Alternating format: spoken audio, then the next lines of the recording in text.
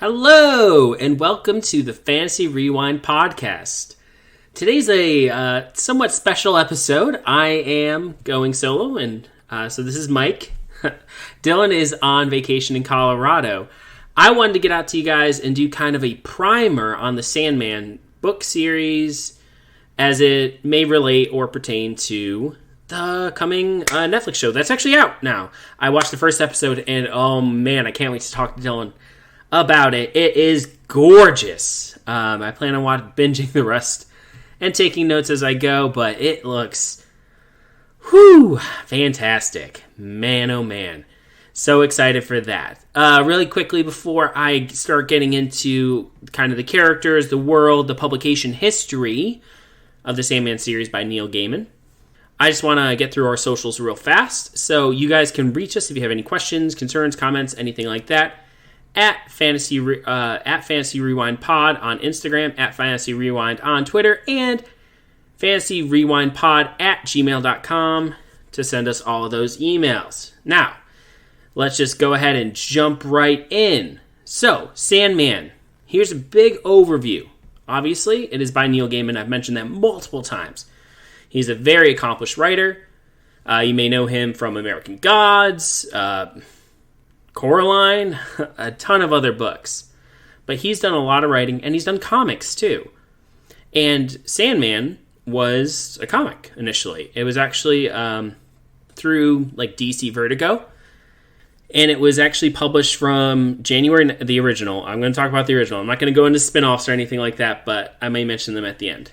The original series ran for 75 issues from January 1989 to March 1996. It ran for a very long time.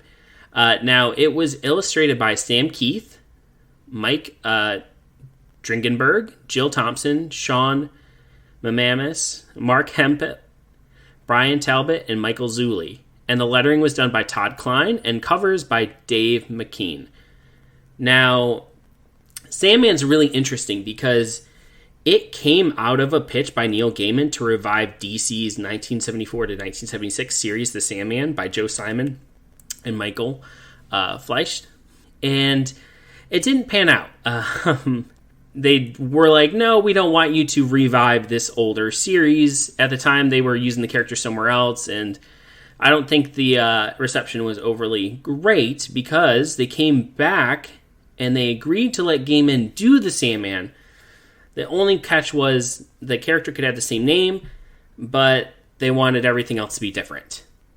And so Gaiman, Neil, who's really good with like kind of using folk tales and mythology, kind of drew on some of that and created this world where you have the Endless, and Dream is one of the Endless.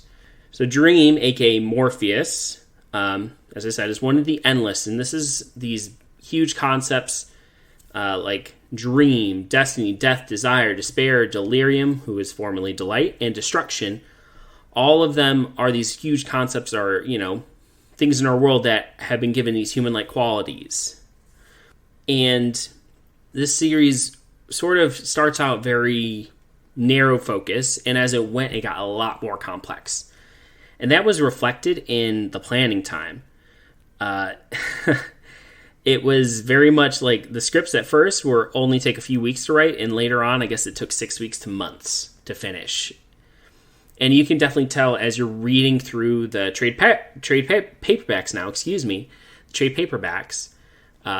that it does get a lot more complex. And The Sandman is such an interesting series because it was through DC's other labels. It did take some characters from the DC universe. And I do plan on doing maybe some little character deep dives on some of them because I think they're really interesting. And I'm excited to see kind of the parallels between the show and the comics. A few more notes here. One thing to note with The Sandman, the covers, which again were done by Dave McKean, were very unconventional at the time because the main character didn't appear on each. And you can see that, like any of the covers on the trades, it's really cool. And honestly, it gives the vibe of horror on some of the covers, like a very horror sort of genre vibe. And that's actually reflected in the comics quite a bit. There are a lot of times where things get spooky. Now, it's not too bad because, as you know, I'm not a big fan of spooky things necessarily, but they do a really good job of like kind of towing that line of incorporating some of that into it. Because, I mean, with Dream, who is the lord of, or the ruler of the dream realm, so it has, dreams, and it also has nightmares. So there is going to be that horror element. So let me really quickly pivot here and just talk about the kind of the books in the Sandman paperback series. I'm just going to kind of give the titles and their publication date and what issues it collects. I don't want to get too much into what's involved in it. I will say that I think season 1 of the Sandman series is going to follow the first 2 trade paperbacks. So the first one is Preludes and Nocturnes. That's collecting issues Sandman 1 through 8, and that was 1988 to 1989. This is where Dream was imprisoned, and right in the first episode, you get a lot of this book in there, and there's going to be more too. Just looking through some of the titles and such. The second trade paperback is The Doll's House, which is in fact the name of an episode 7 in the Sandman series on Netflix. Trade paperback, and that was from 1989 to 1990, collected issues. Dream Country, which is trade paperback 3, collected Sandman 17 to 20, and that was all in 1990. Season of Mists, which was issues 21 through 28, 1990 1991. A Game of You, which collected the Sandman 32 to 37, 1991 1992. Fables and Reflections, which collected Sandman 29 to 31 and 38 to 40, and issue 50 was 1991, 1993, and this one was kind of a short story book, which is why they jumped around quite a bit. Brief Lives, which was the Sandman's issues 41 to 49 collected, which is 1992, 1993. World's End, which is kind of another sort of short story-ish thing, which was Sandman 51 to 56, and that was 1993.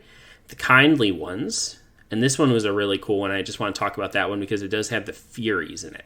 And so again, you're going to see like throughout the series some calls to other mythologies and mythos, and it's really neat. But the Kindly Ones collected issues 57 to 69, and yeah. And then we have The Wake, which collected Sandman 70 to 75, and that was 1995 to 1996. And that was it for the initial Sandman run.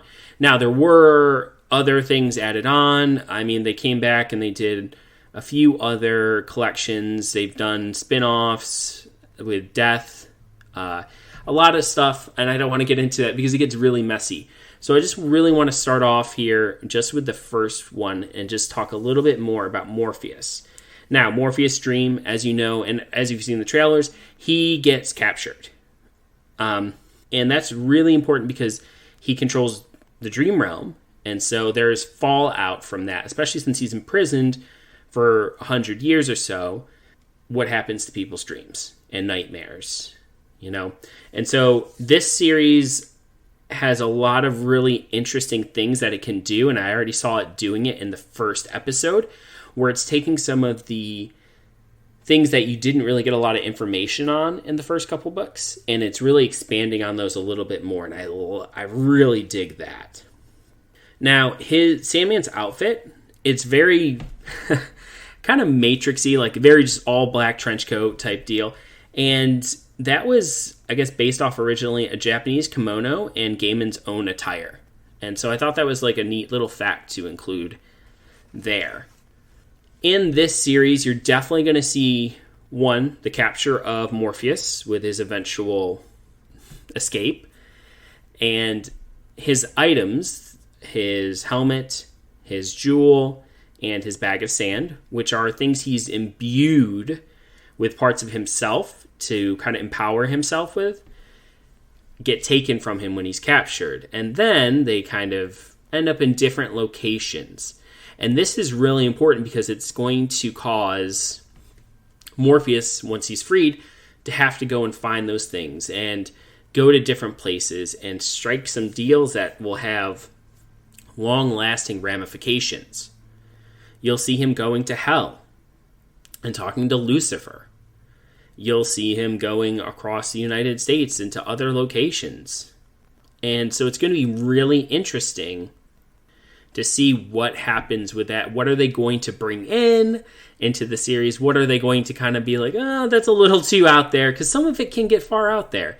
I mean, you have Dream interacting with the Fae, in certain books in the comic series. So I wonder if they'll bring some of that in as well. Especially, too, with the nightmares and the dreams. How are they going to do all that? I'm going to tell you right now, though, again, first episode, the visuals, I think they're good. Like, it's setting up to be amazing. Just a couple little notes. Obviously, while he's captured, as I said, the dream realm is kind of impacted, and it has some ramifications, which we'll talk more in our first episode. The other thing is that while he's gone, some of the dreams, some of the nightmares decide to leave. And so it is going to lead him on a quest to, 1, recapture his items to help empower himself, and 2, he's kind of doing a Pokemon quest where he's got to catch them all the dreams and all the nightmares, and bring them back and perform his duties. Now you're going to find that Dream does not talk a whole heck of a lot in the first episode, or really in the first book, because he's he's a very solemn character as it is, very quiet, reserved, very duty bound. Like, my purpose in the world is to, bring dreams and bring nightmares to people and to create these things for people. So there's a lot in there with that, and his character sort of takes that. And I'm excited to see how his character transforms through the series. Now, you'll see some difference with the other Endless. I mean, Despair is so happy, and I'm just kidding, obviously not. The name sort of implies their personalities a little bit, but Death is going to be the really interesting one, because she was such a awesome character in the book. Very different than what you think she would be.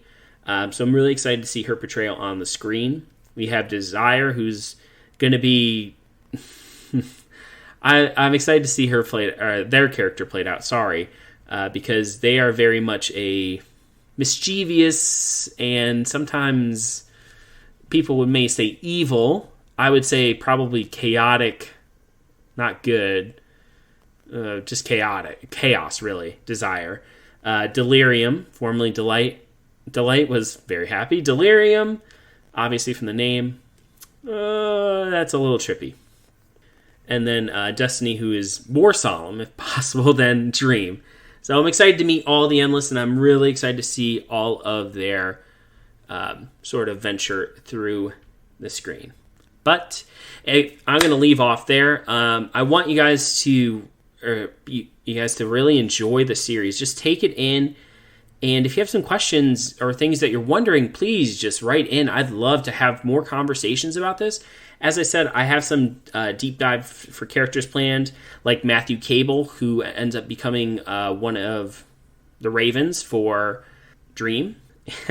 And I want to kind of really get into some of those smaller characters and talk about them a little bit more, because there's a lot of really interesting nuggets within this series, especially the comics, because you had in the comics characters from DC Comics like John Constantine, Mr. Miracle, the Martian Manhunter, Scarecrow, Etrigan the Demon, all of these, the original Sandman, who was, in the other series, Batman, Green Lantern, all make appearances in this comic series. And so I don't think a lot of them are going to make it in, but it's going to be really interesting to see what they do bring in, what nods they do make, and what Easter eggs are hidden for us to discover. Anyways, I hope you enjoy the Sandman series. We will begin starting with episodes probably on the 10th or so. As I said, Dylan's on vacation, but this is just to get you kind of primed and ready and to start thinking about those things. But enjoy, explore, stay nerdy. See you later.